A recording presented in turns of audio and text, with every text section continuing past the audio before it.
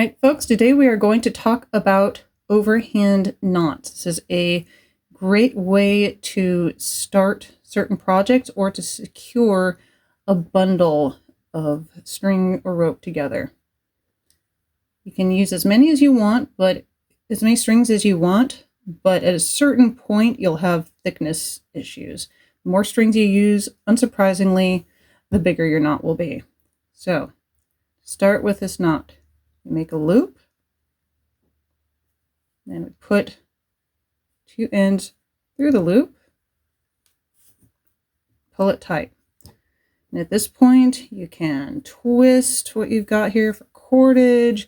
You can do whatever. Imagine if this is like the end of the fringe for a woven piece or something. I'll also show you. You can also, instead of just ends, if you want to, you can use an overhand knot in the middle of some string to make a loop. So, but again, you make a loop, you push, in this case, the looped ends through, and you pull it tight.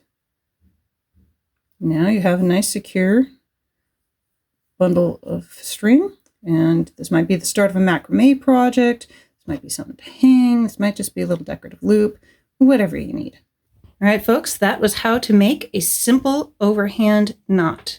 That's it for this episode of Make, Mend, Grow with Diana. If you enjoyed this content and got value from it, please like, subscribe, and hit that bell icon. It really helps out the channel. Have a good one.